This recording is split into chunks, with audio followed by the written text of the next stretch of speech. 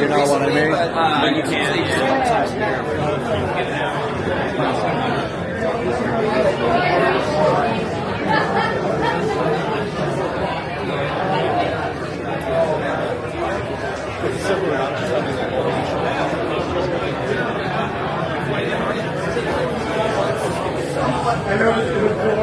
Yeah, we were. I don't know.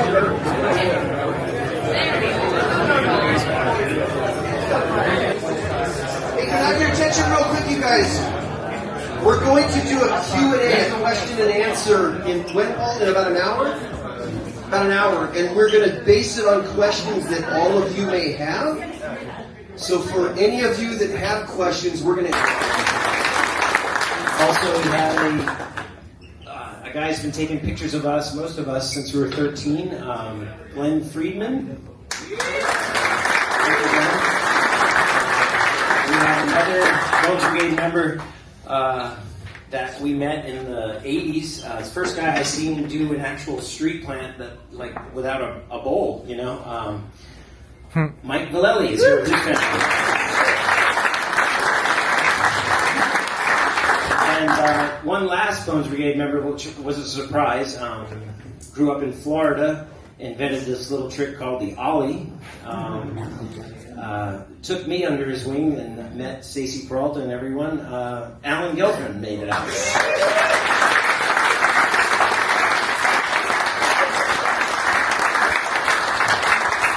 That's about it. Enjoy, guys. This is Oceanside. I had a sprained ankle that contest. The doctor said, I went just before, he's like, I have a contest this weekend, I can't skate. He's like, you can't even walk, you can skate. So he laced it up with this plastic brace, and then I went to see old Barry, and he iced me up real good. So I couldn't feel my ankle, and then afterwards I didn't skate for a month. So I shot this at Tony in '82, and I shot this with a medium format camera, Mamiya C3. So you're looking in through the top, and I go, Tony, look at me, and he looked at me. And those kids, I dig the kids. And That's me calling my parents to collect to come pick me up. But back then, you remember collect call from come pick me up. Yeah. So you have to pay for it. Nope. Just pass it when you talk. So here's the trick.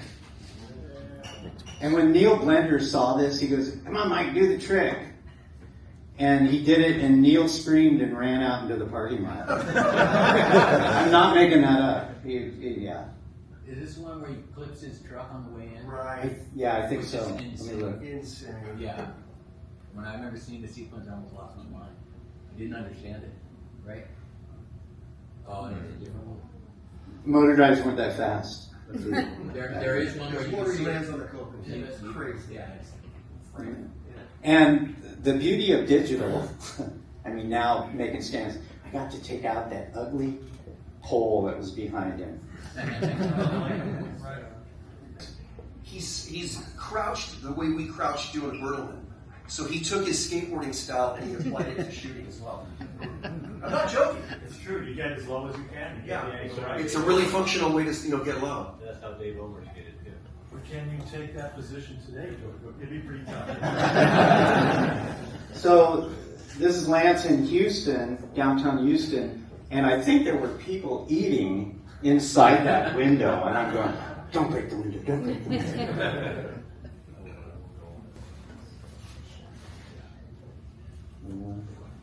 Start to get into shadows more. Like, as you do photography, you get more, hey, wait, I didn't notice that before. So then you notice it. And it's all about shadows anyway, and highlights a little bit. Exclusive access.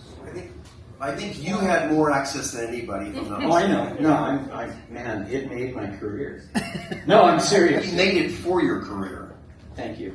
All right, I owe you. And when these guys were going over it, like, I still can't believe that any of us did that.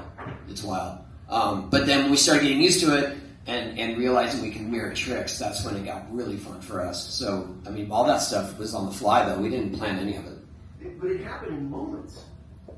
Yeah, it had to. It had to happen in moments.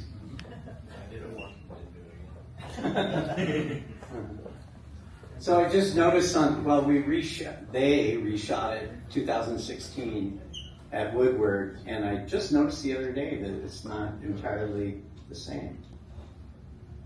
And the guys on the bottom are on the wrong side. So That ramp is gone now, by the way. The Woodward one. it is. Yeah. Oh, They good. I called it don't have to go up there. Leave this one up real long there, Grant. Thanks. They just couldn't, What'd you say? couldn't Just let it hang. keep it up. And Oh, sorry. I thought it was on the other one.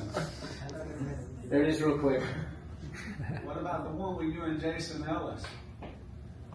what's that? What about the one with you and Jason Ellis? That's the other ramp. That's the one at Woodward.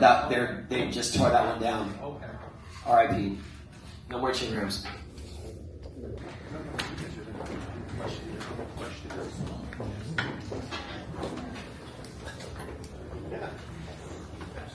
Oh, does Rodney know we're up there?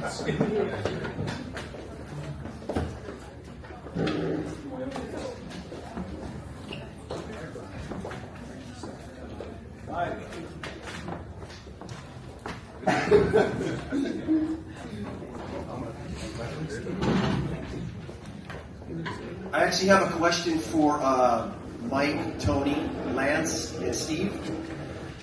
My question is this.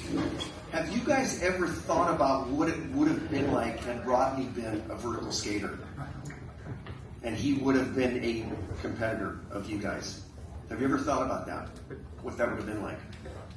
Didn't he skate vertical sometimes? No, but I mean, had he been a vertical skateboarder? But you should let people know that he actually did. I've seen Rodney in a pool, haven't I? He did ride vert. Yeah. I never thought about it. We just appreciated what he was doing on flat. I do have the distinct honor of being one of the few to actually skate transition with him.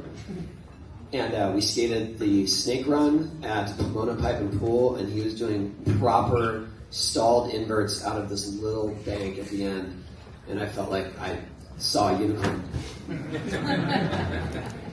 But it would have been interesting if you had chosen to skateboard. You'd have less teeth. Yeah, that's right. These guys got to be a part of really the most amazing team that we may ever see in skateboarding as far as competition and innovation. I was a part of a team that was a remarkable team as well, the Zephyr team, Jay Adams, Tony Alva. It was the best thing that ever happened in my life. But that team broke apart immediately. And I know this is going to sound like hyperbole, but I honestly think that was a traumatizing experience in my life because it had been the best thing that had ever happened to me. And it collapsed so quickly, and it was such a huge disappointment that I wanted to know that it was possible to create a team of guys that stayed together. I wanted to believe that was possible. It happened.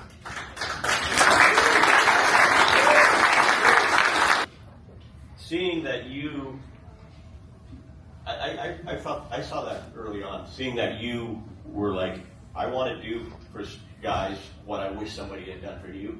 Right. That was your mentality, and we don't want it to end the way it ended for the guys before us. This is my life, man. You guys up there, it's the beginning of my life. I took my first breaths at 14 when I saw the Bones Brigade video show. First breaths. Came off the life support.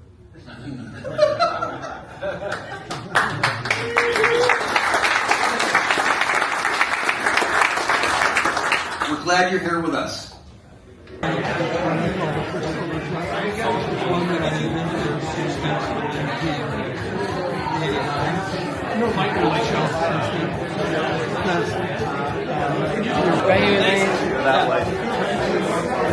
I just want to say something. True, where are you? Right here. True asked me something that was really poignant, that I thought was worth repeating. And I'm going to change his question around a little teeny bit, but it was something like this. He asked me if what a composite person would look like if they made up the 6 guys of the Bones Brigade, okay? And I'm going to answer that in a different way. And I'm going to answer it by saying this. I'm going to tell you what I got from these guys. Me. Because each one was different, and each one offered something different. Like, for instance, from Caballero, I learned that sometimes you have to just let things flow. You have to do like the Zen approach. Just let things flow. Let life take its course. Because sometimes when you let life take its course, it's better than what you thought of. His counterpart, McGill, from McGill I learned grit. McGill is pure grit. He just does not give up. He bites down on something and he never ever lets it go. From Lance, I learned if you can't get in the front door, go in the back. If you can't get in the back door, there's a window open somewhere. Maybe below, above, but you can always get in if you look in the right places. You might have to smash it and say sorry later. Yes. From Tommy, I learned that sometimes you gotta fight. When you want what you want, you really gotta fight for it. And Tommy's a fighter, and he taught me how to fight. Tony taught me how to silence my critics, because no one has faced more criticism than him, and he's been amazing at that. Incredible at that. Is there just Rodney left? Okay. I only asked because Rodney had 2 things. Rodney taught me how important it is to be alone. How important it is to spend time by yourself, with yourself, dreaming up the things that you want to do. But he also taught me something else. That sometimes you just got to run out of the van. There's just no other choice. So, thank you, True, for that question. And this is what I got from them. This is what they taught me. So, the mentor that came in was mentored by them. And that's what they taught. So, thank you, guys.